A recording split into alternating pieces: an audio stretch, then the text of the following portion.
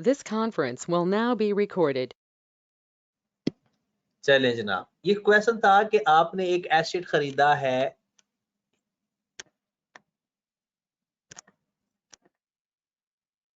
और उसका rate of depreciation 10% है स्ट्रेट लाइन मेथड के जरिए।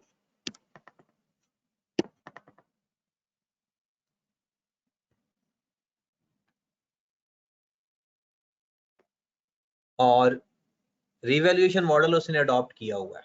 1000 को उसने एसेट खरीदा था, फिर 1117 को एसेट की वैल्यू 1200 हो गई, फिर 750 हो गई, फिर 112919 को एसेट की वैल्यू 1150 होगी, फिर 510, फिर 800। हमने इसका फॉर्मेट लिखना शुरू किया था। वर्किंग का तरीका भी हमने लिखा था। आप भी बेहतर यही है कि दोबारा से क्वेश्चन चाहे वही लिखा रहने दें या सोल्यूशन भी अगर वही लिखा रहने देते हो तो ठीक है, लेकिन मैंने दोबारा करवाना है। बेहतर यह है कि आप भी दोबारा करें, बेहतर यही है। सोल्यूशन दोबारा करना शुरू करते हैं। तो 1116 को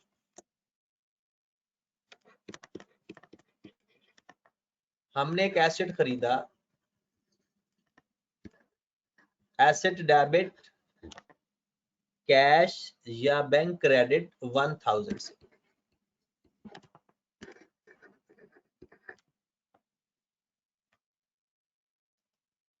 और 31 दिसंबर 16 को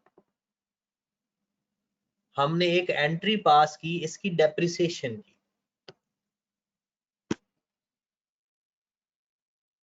ठीक है,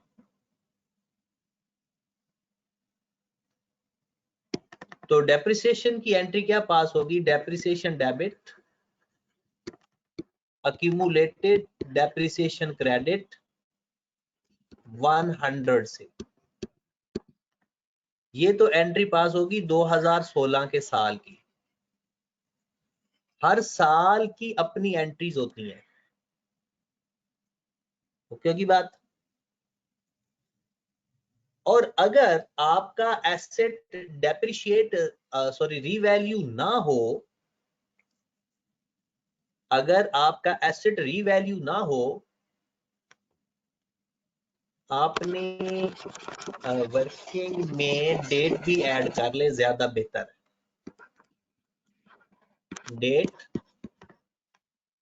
HCA, ACA, other comprehensive income और प्रॉफिट एंड लॉस। 1116 को हमारे पास एसेट कितना था? 1000 का।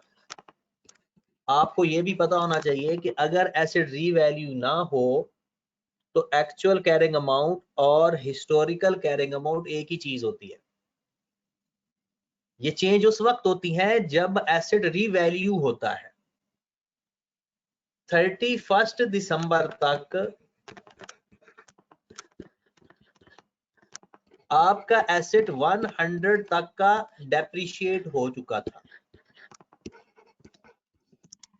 तो 1117 को आपके पास एसेट की जो हिस्टोरिकल कैरिंग अमाउंट थी वो भी 900, एक्चुअल में जो कैरिंग अमाउंट थी वो भी 900, क्योंकि अभी तक एसेट रीवैल्यू नहीं हुआ था।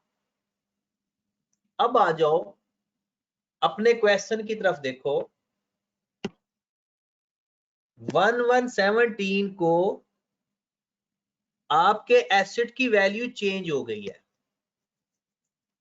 साल के शुरू में ही एसेट की वैल्यू चेंज हो गई है, और हम जो ये क्वेश्चन पढ़ रहे हैं वो पढ़ रहे हैं revaluation at the start of the year. Revaluation at the start of the year. हमारा एसेट जो 900 वाला है अब वो हो गया 1200 का। जब एसेट रीवैल्यू होता है दो एंट्रीज पास होती हैं। जब एसेट रीवैल्यू होता है दो एंट्रीज पास होती हैं, एक अक्यूमुलेटेड डेप्रिसिएशन की एलिमिनेशन और दूसरा रीवैल्यूएशन की। मतलब कि 1117 को सबसे पहली एंट्री पास होगी अक्यूमुलेटेड डेप्रिसिएशन टू एसेट। आज से पहले जितनी भी डेप्रिसिएशन आ चुकी है हम उसको खत्म कर देंगे accumulated depreciation debit asset credit, elimination of accumulated depreciation। फिर हमने देखा कि हमने अपना एसेट रीवैल्यू किया, 900 से एसेट 1200 का हो गया,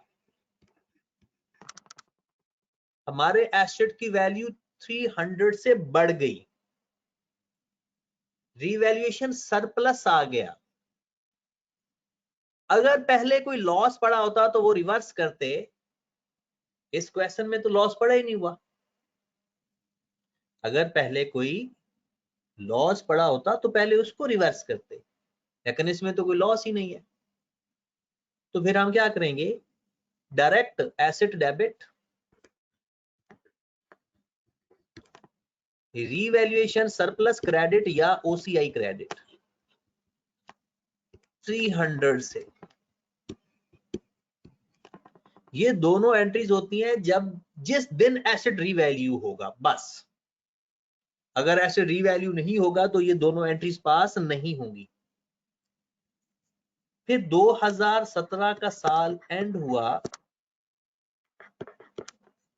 तो जब हम डेप्रिसिएशन लेने लगे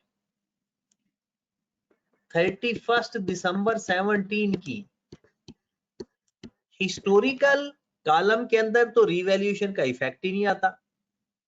स्ट्रेट लाइन मेथड है तो 1000 का 10%, और अगर WDV होता तो 900 का 10%। तो हिस्टोरिकल कैरिंग अमाउंट तो चेंज नहीं होती रीवैल्यूएशन की वजह से, कोई और वजह हो तो चेंज हो जाती है। और 1200 को हम रिमेनिंग लाइफ पे डिवाइड करेंगे। आपको याद होगा कल हमने ये बात सीखी थी कि 10% लाइफ रेट है तो लाइफ 10 साल होगी। रीवैल्यूड अमाउंट को हम अगर लाइफ चेंज हो जाए तो नई लाइफ पे डिवाइड करते हैं, और अगर लाइफ चेंज ना हो तो रिमेनिंग लाइफ पे डिवाइड करते हैं। और जो काम आपने इस एक्चुअल कैरिंग रिवैल्यूड अमाउंट के साथ करना है, वही काम आपने सरप्लस पड़ा हो तो उसके साथ करना है, लॉस पड़ा हो तो उसके साथ करना है। तो लॉ जनाब 1200 को डिवाइड कर दे 9 पे, 133.33, और 300 को डिवाइड करेंगे 9 पे तो आपके पास आ जाएगा 33.33। जानने की बात।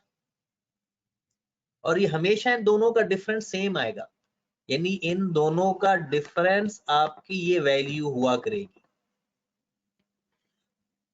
यहां पर वैल्यू 800 बच गई, 1200 में से माइनस कर दो 133.33, 10666.67, और 300 में से 33.33 माइनस कर दें तो 266.67, और इन दोनों का भी डिफरेंस सेम आएगा। इक्वल लिखने की जरूरत नहीं है, ये वर्किंग है। ये वर्किंग मैं आपको एक तरीके से बता रहा हूं, जैसे जैसे हमारा हाथ पक्का हो जाएगा ये वर्किंग हम शॉर्टकट कर लेंगे। डन की बात। और अगर अब गौर फरमाएं, ये जो अमाउंट होती है जो 33.33 आ रही है, अब इसके बारे में सुन लें। इसको हम कहते हैं कि जितना एसेट इस्तेमाल हो गया उसका जो सरप्लस पड़ा हुआ है उतना सरप्लस रियलाइज करते जाते हैं, रिटेन अर्निंग को चार्ज करते जाते हैं। कुछ अकाउंटेंट इसका नाम लेते हैं एक्सेस डेप्रिसिएशन, कि जो सरप्लस की वजह से डेप्रिसिएशन रूटीन से ज्यादा आई है उसको रिटेन अर्निंग को क्रेडिट कर दो। मतलब वो जो 33 का इफेक्ट है ना वो कैंसिल कर रहे होते हैं कि डेप्रिसिएशन 133 से चार्ज कर देते हैं, और जितनी डेप्रिसिएशन ज्यादा होती है वो सरप्लस से कवर कर लेते हैं। इसके कई लॉजिक्स हैं, ठीक है। तो आप इसका कोई भी लॉजिक बना सकते हैं कि एक्सेस डेप्रिसिएशन को इलिमिनेट कर दो चाहे, और एक्सेस डेप्रिसिएशन को चाहे इलिमिनेट करने का नाम कह दो या कह दो कि सरप्लस रियलाइज कर रहे हो। तो आ जाओ मेरे भाई, पहले तो एंट्री पास करते हैं ना डेप्रिसिएशन की। डेप्रिसिएशन टू accumulated depreciation 133.33, और फिर एंट्री पास करेंगे ए रीवैल्यूएशन सरप्लस डेबिट, माइनस किया है ना तो इसलिए कम कर रहे हैं, रिटेन्ड अर्निंग क्रेडिट कितनी अमाउंट से 33.33 से। लो मेरे भाई, ये हमारी पूरी एंट्री पास हो गई। इसमें अक्यूमुलेटेड डेप्रिसिएशन रिवर्स भी हो गई, सरप्लस या लॉस की एंट्री भी पास हो गई, डेप्रिसिएशन फॉर द ईयर की एंट्री भी पास हो गई, और एक्सेस डेप्रिसिएशन को भी इलिमिनेट कर दिया। डन। 2017 का साल हो गया कंप्लीट। ये आज इसलिए भी बेहतर समझ लगेगी क्योंकि कल हमने इसको जाते जाते थोड़ा सा डिस्कस कर लिया था। ओके होगी बात। उसके बाद हम आगे चलते हैं 2018 पे। 2018 पे हमारा एसेट फिर रीवैल्यू हुआ, और वो कितने का हुआ? 750 का। 2018 को 1118 को हमारा एसेट हो गया 750 का। तो देख लेते हैं, अपनी वर्किंग पे आओ। ये हमारा था डेट 1/1/18, 31 दिसंबर 18 को। सबसे पहले 31 दिसंबर 18 से पहले ऐसे रीवैल्यू हुआ है ना, ये 1066 वाला एसेट आपका हो गया 750 का। पहले मुझे बताओ लॉस आया या सरप्लस आया? लॉस आया या सरप्लस आया? बिल्कुल लॉस आया। लॉस आया कितना? लॉस आया कितना?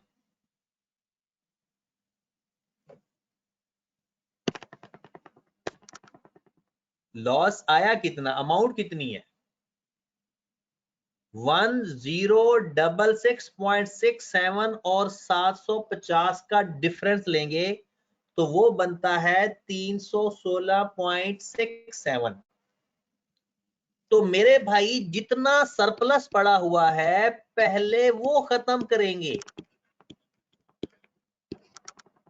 जितना सरप्लस पड़ा हुआ है पहले वो खत्म करेंगे, उसके बाद अगर कोई अमाउंट आएगी तो लॉस में लिखेंगे। ये कॉन्सेप्ट वही पुराना है।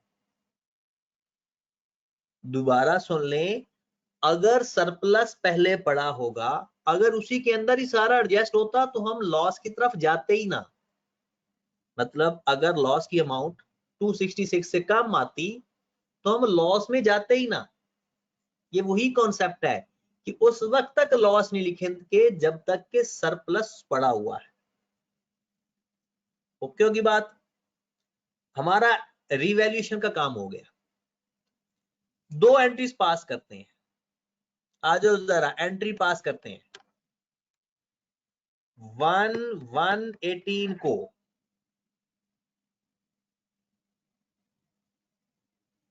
एंट्री पास करेंगे, पहले अक्यूमुलेटेड डेप्रिसिएशन को रिवर्स करो।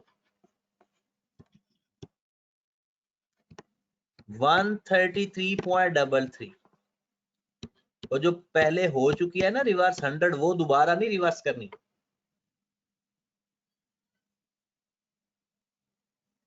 वन 133.33 ओके होगी बात। फिर रिवैल्यूएशन की एंट्री पास करेंगे। अब जरा गौर फरमाना, सबसे पहले रिवैल्यूएशन सरप्लस रिवर्स करेंगे। कितनी अमाउंट का पड़ना था? सरप्लस कितनी अमाउंट से अवेलेबल था आपका?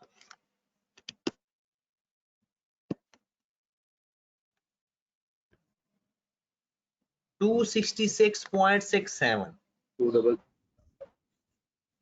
266.67। फिर जितना बाकी बचा वो आएगा रिवैल्यूएशन लॉस के नाम से, और एसेट आपका फुल अमाउंट से क्रेडिट होता है जितना डिफरेंस आ रहा होता है,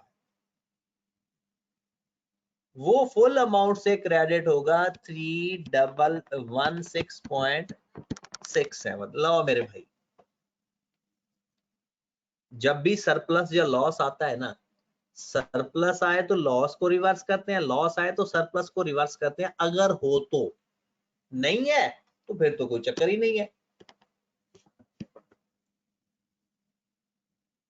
डन होगी बात। कुछ लोग कह रहे हैं कि सर जी 50 लॉस के बारे में दोबारा बता दें। आज वो बता देते हैं। ये देखें, वर्किंग पे है। आपके पास आपका एसेट हो गया था 1066 वाला 750 का, जो डिफरेंस था वो था 316 का, मतलब लॉस आ रहा था 316.67। तो उसमें से अगर सरप्लस पड़ा हो तो पहले वो खत्म करते हैं, उसके बाद कोई एक्सेस अमाउंट आए तो लॉस में लिखते हैं। तो पहले हमने अपना सरप्लस रिवर्स किया, फिर जितनी एक्सेस अमाउंट आई उसको हमने लॉस में लिखा। तो आप देखें जर्नल एंट्री में भी हमने वही किया है, पहले सरप्लस रिवर्स किया, फिर लॉस लिखा, और एसेट फुल अमाउंट से क्रेडिट होता है, एसेट फुल अमाउंट से क्रेडिट होता है। डन होगी बात। इस कई शॉर्टकट तरीके भी हैं, लेकिन अभी मैं आपको फुल फ्लेज कॉन्सेप्ट वाला तरीका बताने लगा हूं। उसके बाद शॉर्टकट से शॉर्टकट तरीके ढूंढेंगे, ठीक है, उसके बाद शॉर्टकट तरीके ढूंढेंगे, लेकिन अभी कॉन्सेप्ट भी सीखना है ना हमने। अब आ जाओ ईयर एंड के ऊपर, 31 दिसंबर 18 के ऊपर हमने एंट्री पास करनी है, डेप्रिसिएशन टू अक्यूमुलेटेड डेप्रिसिएशन। अब आ जाओ जरा डेप्रिसिएशन ले लेते हैं। 31 दिसंबर 18, हिस्टोरिकल तो वही 100 आएगी, क्योंकि स्ट्रेट लाइन मेथड है, 100 की 100 आएगी। 750 के को किस पे डिवाइड करेंगे? 750 को किस पे डिवाइड करेंगे? अगर वो लाइफ चेंज कर देता तो नई लाइफ पे डिवाइड करते, और अगर लाइफ चेंज ना करे तो रिमेनिंग लाइफ पे डिवाइड करेंगे। और जो काम इसके साथ करना है वही काम सरप्लस पड़ा हो तो सरप्लस के साथ, लॉस पड़ा हो तो लॉस के साथ, सरप्लस पड़ा हो तो सरप्लस के साथ, लॉस पड़ा हो तो लॉस के साथ। ओके होगी बात। तो 750 को 8 पे डिवाइड करो,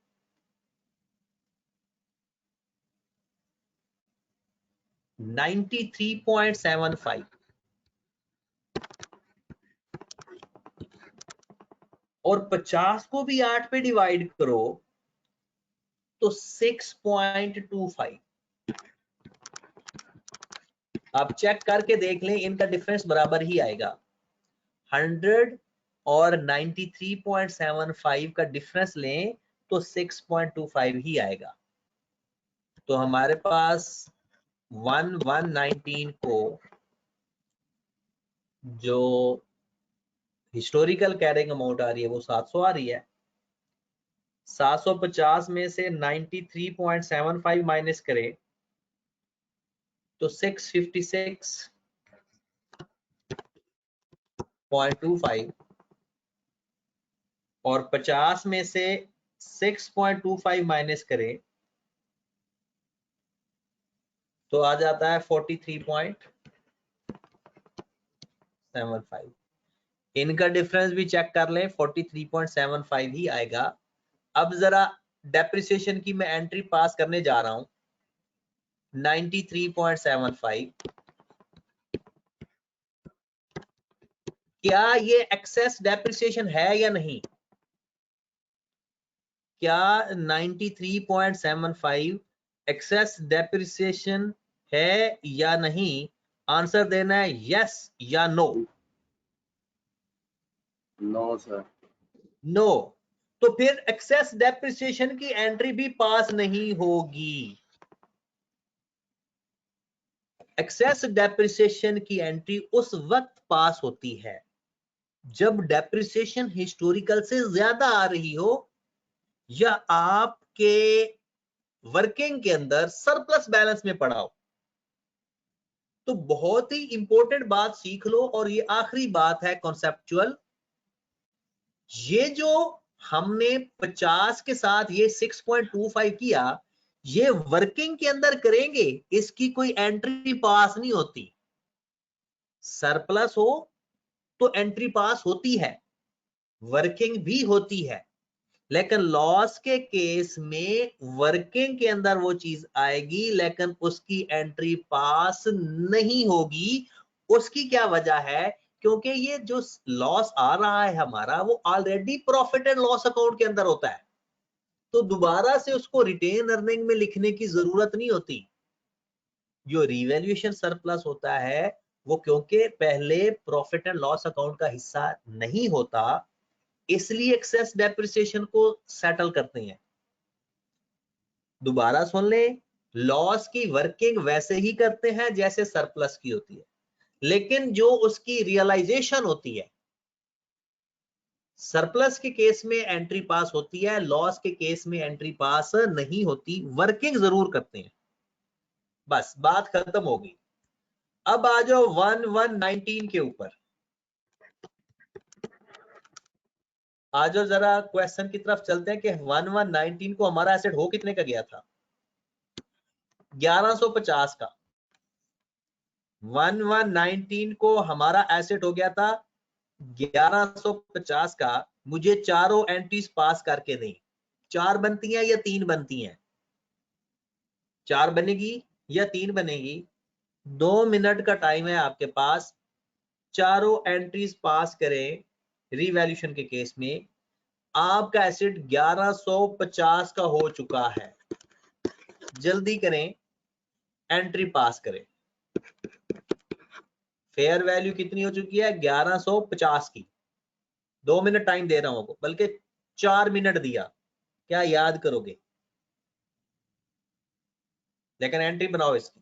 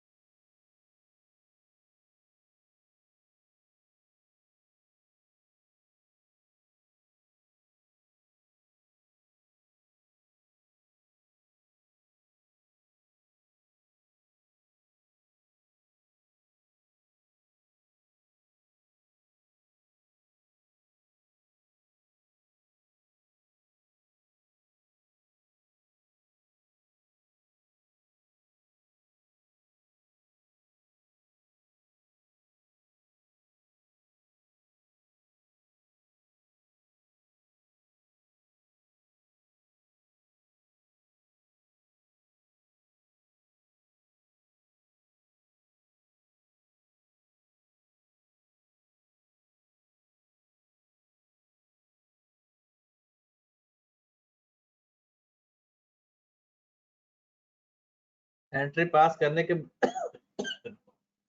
सॉरी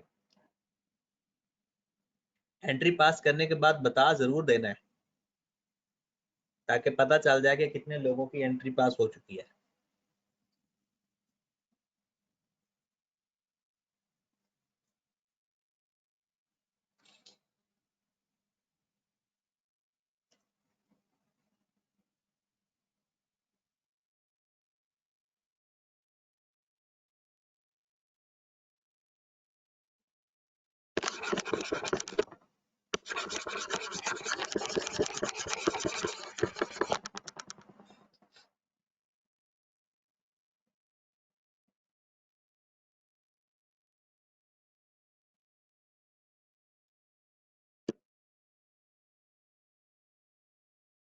खुबैब कह रहा है रिपीट कर दो। खुबैब भाई क्या रिपीट करना है, पहले आप एंट्री तो पास करो।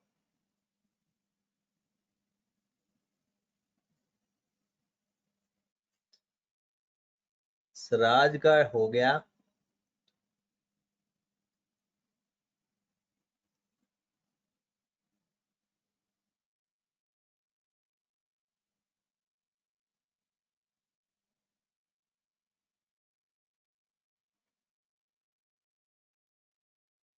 चलें जनाब,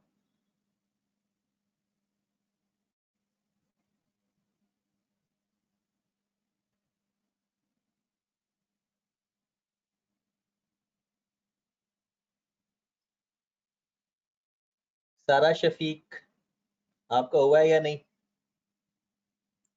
फहद राणा,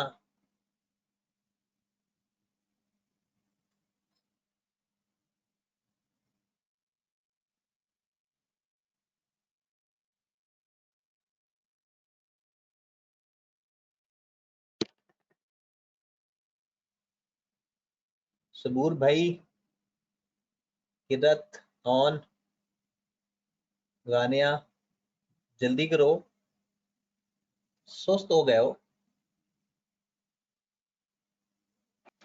अस्सलाम वालेकुम सर। वालेकुम सलाम। सर मेरा 15-20 मिनट नेट नहीं आ रहा था शुरू में, तो रिकॉर्डिंग मिल जाएगी आज? रिकॉर्डिंग समझ तो नहीं मेरे लगी भाई कुछ। भेज देता हूँ, रिकॉर्डिंग में फायदा नहीं होता, भेज तो मैं देता हूँ।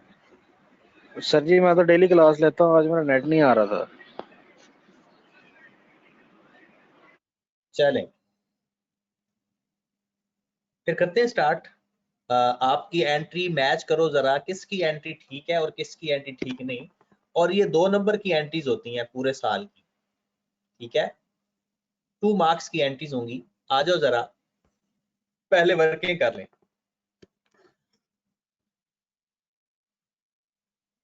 आपका एसेट हो गया 1150 का। आपका एसेट कितने का हुआ? 1150 का। सरप्लस आ रहा है, कितना सरप्लस आ रहा है पहले वो काउंट करते हैं। 656.25 माइनस 1150, 493.75 का सरप्लस आ रहा है। क्या ये सारा ही सरप्लस लिखेंगे या पहले लॉस की एडजस्टमेंट करेंगे? पहले लॉस आ रहा है तो लॉस की भी साथ एडजस्टमेंट होगी। तो 43.75 पहले इसको खत्म करेंगे,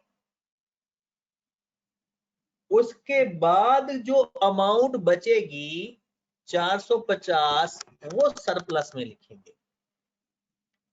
ये वही पुराना तरीका है कि अगर सरप्लस आए तो लॉस एडजस्ट होने वाला अगर पड़ा हो, ना पड़ा होता तो कोई टेंशन नहीं थी, डायरेक्ट सारा लिख देते। और अगर सरप्लस पड़ा हो तो लॉस एडजस्ट होता है, अगर लॉस आ रहा हो तो सरप्लस एडजस्ट होता है। ठीक होगी बात? अब पहले एंट्री पास कर लो इसकी कि सबसे पहला काम तो हम करेंगे अक्यूमुलेटेड डेप्रिसिएशन टू एसेट 93.75 से, 93.75 से उसके बाद अपना एसेट डेबिट करेंगे, जितनी अमाउंट आ रही होती है पूरी अमाउंट से डेबिट किया जाता है 493.75 से। फिर पहले रीवैल्यूएशन लॉस को खत्म करेंगे जो 43.75 का पड़ा हुआ है, फिर आएगा रीवैल्यूएशन सरप्लस 450 से।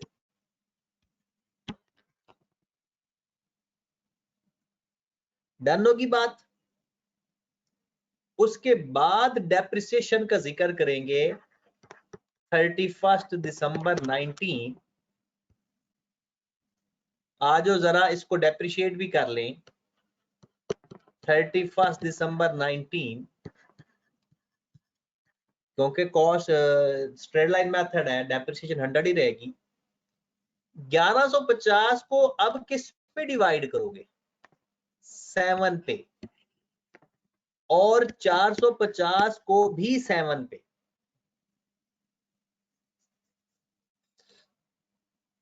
ओके होगी बात। चलें, तो 1150 को हमने 7 पे डिवाइड किया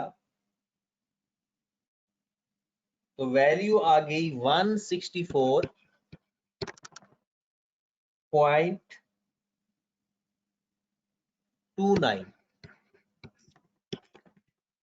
और 450 को भी डिवाइड करो जरा 7 पे तो कंफर्म बात है 64.29 आएगा, क्योंकि इन दोनों का डिफरेंस ही तो ये चीज होती है।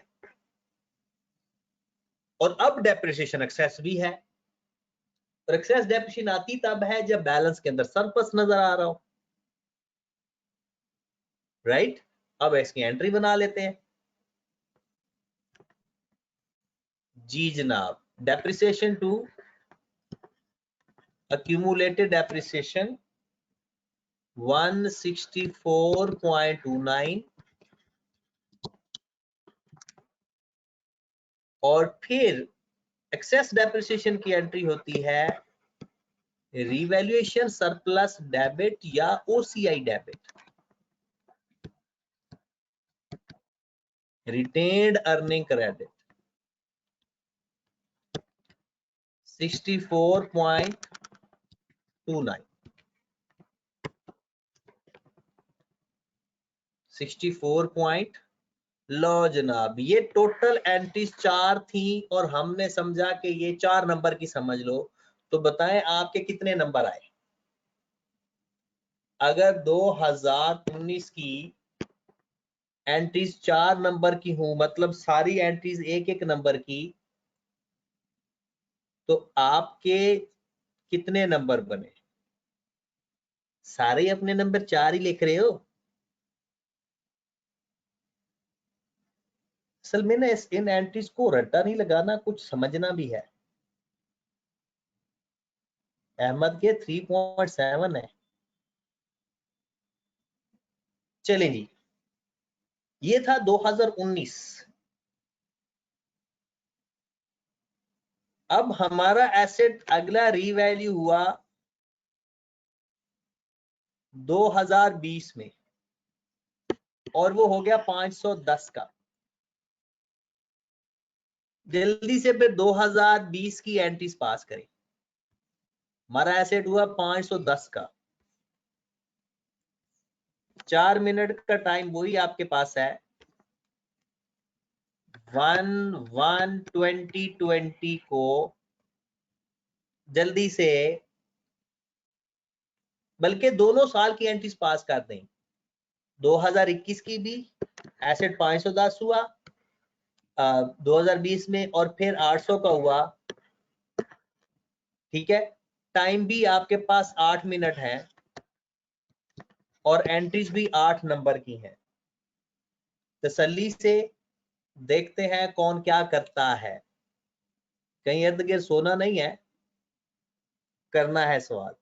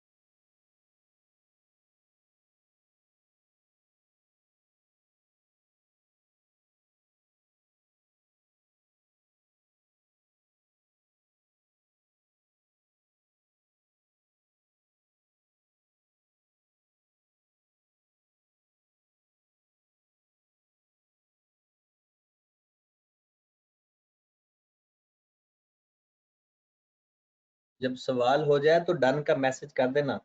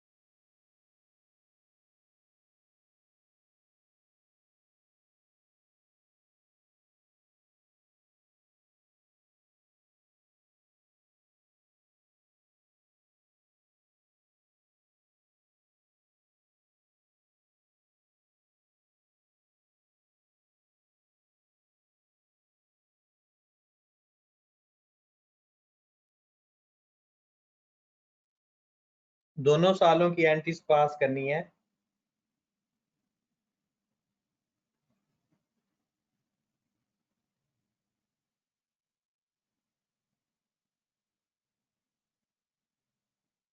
दो 2020 की भी और 2021 की भी।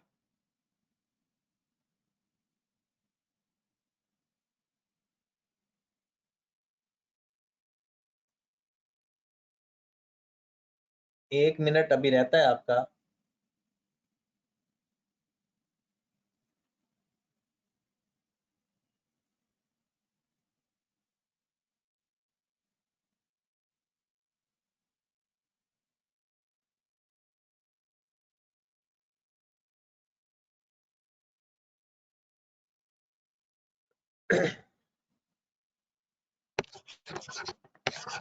चलें, अब जरा टैली करते हैं। आ जाओ जरा पहले 1/1/2020 पे।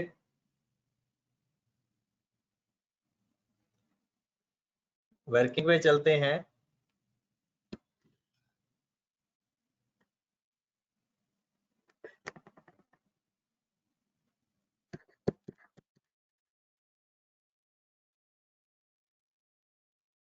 वन 2020 पे देखते हैं। अच्छा, एक बंदा कहता है कि सिर्फ 1 मिनट और वेट कर लें, वो उसका शायद क्वेश्चन होने वाला है, तो हम 1 मिनट वेट कर लेते हैं, कोई इशू नहीं है।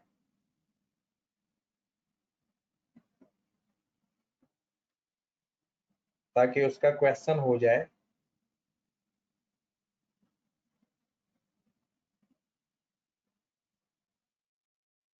जल्दी करो मेरे भाई।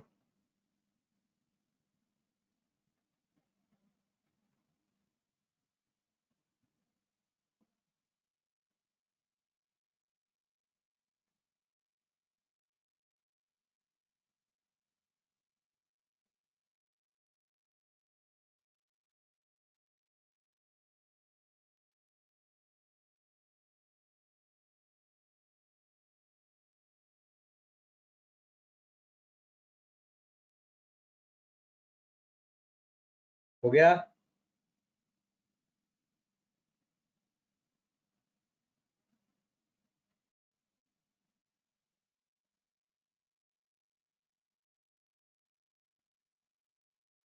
लगता है आप कैलकुलेटर नहीं लेकर बैठे।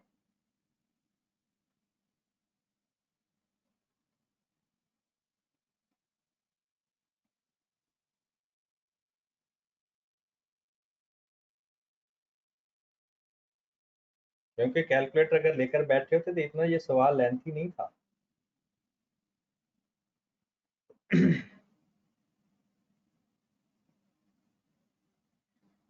चलें, आप मैच कर लेना, जितना कर लिया उतना मैच कर लो, बाकी फिर जो बच जाएगा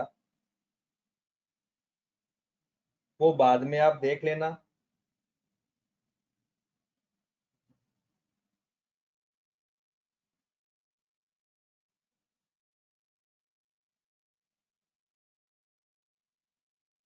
चलें जी, हमारा 1120 को जो बुक वैल्यू बच गई थी हिस्टोरिकल वो थी 600, और जो एक्चुअल कैरिंग अमाउंट हमारी आ रही थी 1150 माइनस 164.29 985.71, और जो सरप्लस रिमेनिंग आ रहा था 385.71, और इनका डिफरेंस हमेशा बराबर होता है। 1120 को हमारा एसेट हो गया था 510 का। कितना एसेट हो गया था? 510 का। लॉस आया था, और ये जरूरी नहीं है कि लॉस के बाद सरप्लस या सरप्लस के बाद लॉस, ऐसा भी हो सकता है कि लॉस के बाद दोबारा लॉस आ जाए या सरप्लस के बाद दोबारा सरप्लस आ जाए, ऐसा पॉसिबल है। ठीक है, तो सबसे पहले तो बताएं लॉस आया कितना। 985.71 माइनस 510,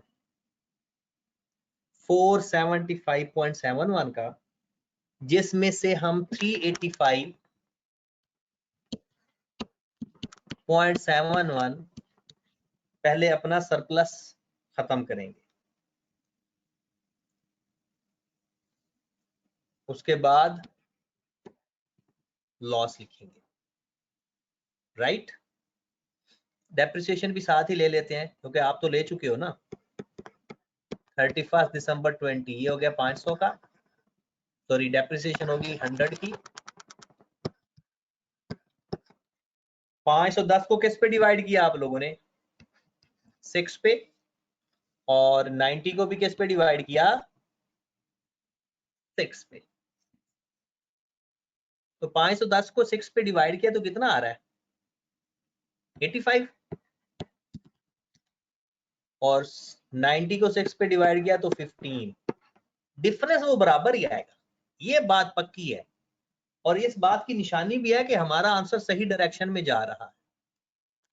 तो ये जनाब था पहला साल। अगर आप इसकी एंट्री पास करने लगते हो तो सबसे पहले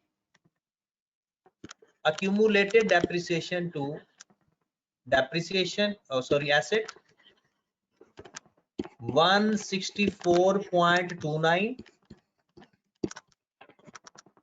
164.29, और फिर हम एंट्री पास करेंगे क्योंकि हमारा लॉस आया था, तो पहले रीवैल्यूएशन सरप्लस खत्म किया, वो कितना था 385.71।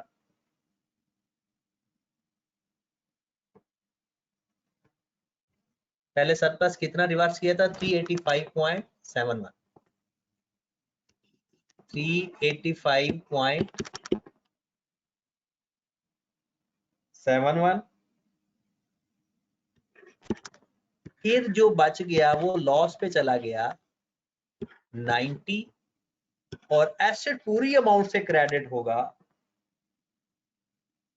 475.7। डन। फिर आ गया 31 दिसंबर 2020 को डेप्रिसिएशन टू अक्यूमुलेटेड डेप्रिसिएशन 85 से, और ये एक्सेस नहीं है, ये डेप्रिसिएशन हमारी एक्सेस है ही नहीं, क्योंकि एक्सेस डेप्रिसिएशन जब तक नहीं आएगी तब तक हम एंट्री पास नहीं करेंगे, वर्किंग जरूर करेंगे। तो ये हो गया 1121 को हमारी हिस्टोरिकल कैरिंग अमाउंट बच गई 500, 425 और 90 में से 15 माइनस कर दो तो 75, और ये भी देखेंगे डिफरेंस बराबर ही आएगा। 425 वाला एसेट आपका 800 का हो चुका है।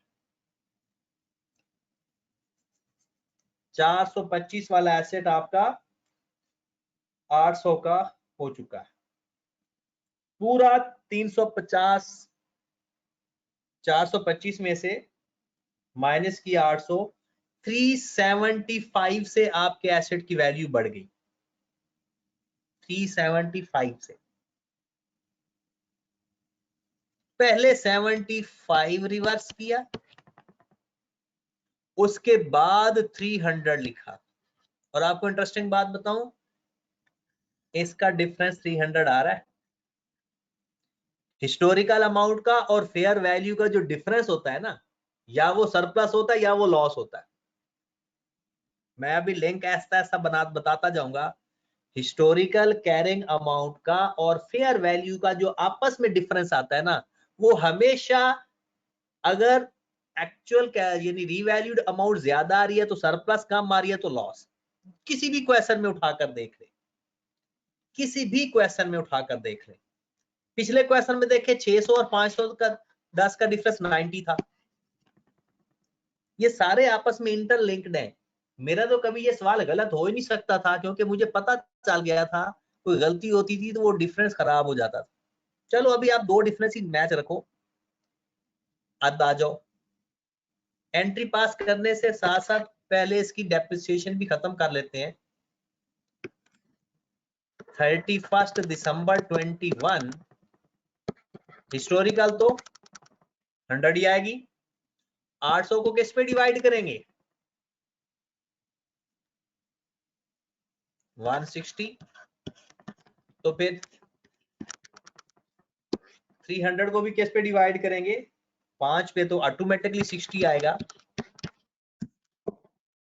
इनका डिफरेंस भी मैच कर लें। 400, 800 में से 160 माइनस किया 640, 240। आज जो एंट्रीज बना लेते हैं अपनी अपनी। 1121 पहले depreciation to, sorry accumulated depreciation to asset कितनी अमाउंट आएगी मेरे भाई 85, जो पिछली डेप्रिसिएशन थी, राइट। फिर उसके बाद हमने सरप्लस या लॉस की एंट्री पास करनी है। तो हमारा सरप्लस आया था, तो पहले रिवैल्यूएशन लॉस पड़ा, वो रिवर्स किया, सॉरी पहले तो एसेट डेबिट किया ना। एसेट पूरी अमाउंट से डेबिट होगा। कितनी अमाउंट आई थी 425 से 375, फिर रीवैल्यूएशन लॉस पहले खत्म होगा 75 से, और फिर जो बचेगा वो सरप्लस में आ जाएगा 300 से। फिर डेप्रिसिएशन की एंट्री पास करो 31 दिसंबर 21, डेप्रिसिएशन टू अक्यूमुलेटेड डेप्रिसिएशन 160 से, और सरप्लस पड़ा हुआ है तो रियलाइज भी होगा, revaluation surplus debit retained earning credit 60 से। लो जनाब, ये टोटल 8 नंबर हैं, और अब अपने मार्क्स बताओ जरा। सच्ची सच्ची वाले बताने हैं, 2 नंबरी नहीं लगानी।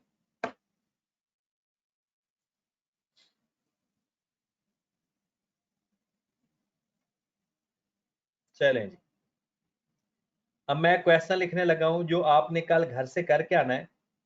वो क्वेश्चन भी जहरी सी बात है, मैं पहले आपको करवाऊंगा वो, और अपनी सारी चीजें अब ठीक भी करें। ये जूम आउट तो इतना नहीं हो सकता क्योंकि ये बहुत लंबा क्वेश्चन हो गया है, हमने ढेर सारे साल लिए हैं, मैक्सिमम तो यहाँ किचन मिचर हो गया, समझ भी नहीं लगनी आपको। ठीक है, तो एक छोटा सा सवाल लिख लें काइंडली जल्दी से।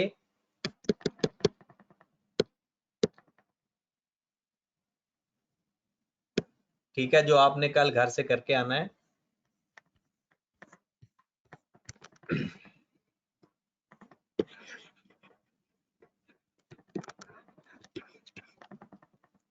जी मेरे भाई, क्वेश्चन ये है कि एसेट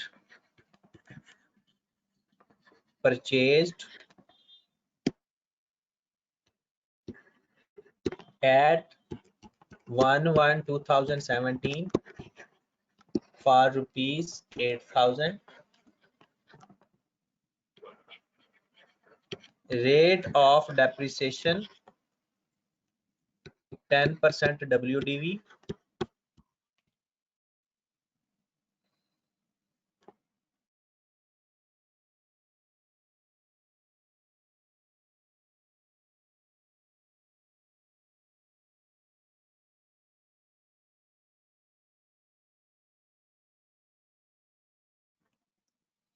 और मॉडल है रिवॉल्यूशन मॉडल ही। Fair 1/1/2000 ₹6,000, 1/1/2019 ₹7,000, 1/1 and 2020 ₹8,500। डन। दूसरा क्वेश्चन भी लिखें क्योंकि मैंने 3 सालों की रिवैल्यूएशन करवाई है, तो फिर सवाल तो 2 बनते हैं। दूसरा सवाल लिखें,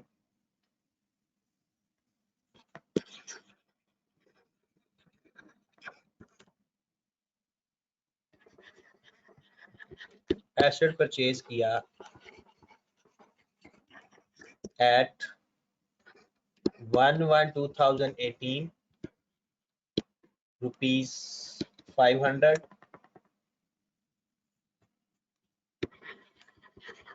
rate of depreciation 10% straight line,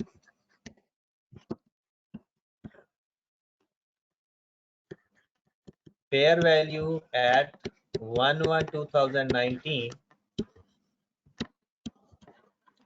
₹700, 1/1/2020 ₹400, और 1/1/21 ₹600। सबकी आपने जर्नल एंट्रीज पास करनी है, तो कल इंशाल्लाह एक बहुत ही लेवल का क्वेश्चन करेंगे, और उसके बाद फिर हम चले जाएंगे revaluation at the end of the year. ठीक है, तो इस दफा मुझे लगता है हमें सैटरडे और संडे की क्लास शायद ऑन करनी पड़ेगी, देख लेंगे, जरूरत के हिसाब से देखेंगे। ओके, अल्लाह हाफिज। ये ऊपर वाला क्वेश्चन एक बार दिखाइएगा।